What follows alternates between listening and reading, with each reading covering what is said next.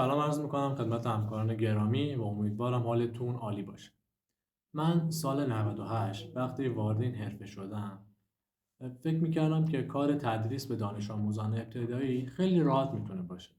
چون که سن دانش آموزان پایینه و خیلی راحت حرفای ما رو متوجه میشن و حرف گوش میکنن.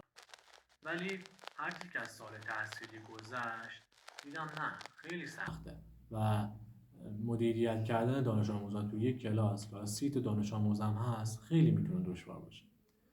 کم کم به این نتیجه رسیدم که باید سعی کنم که با دانش آموزان تا این 8-9 ماهی که هست با اونا بتونم زندگی کنم. شاید برای بار اول موضوع زندگی رو شنیده باشین دیگه. چرا ما باید زندگی کنیم؟ بذارید یه مثال عادی واسهتون بزنم.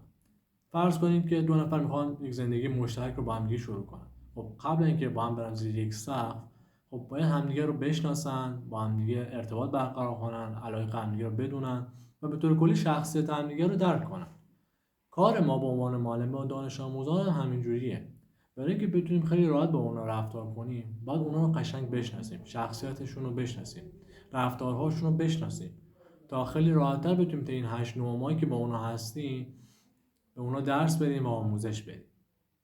پس هرچی سال تحصیلی جلوتر رفت و سالها گذشت، تجربه من در این مورد بیشتر شد و قراره در این کانال به این موضوعات پرداخته بشه که چجوری ما میتونیم تا این 8-9 ماه خیلی راحت‌تر با دانش آموزان زندگی کنیم. البته در کنار این موضوع شیوه کاربرهای خلاق، آزمون‌های مختلف هم به شما آموزش داده میشه. پس برای پیشرفت خودتون و حمایت از بنده لطفاً کانال بنده رو سابسکرایب کنید و علامت زنگوله رو هم بزنید و روی آل قرار بدید تا هر زمان که من ویدیو جدیدی گذاشتم خیلی سریع از اون مطلع بشید. به امید دیداری مجدد، خدا نگهدار.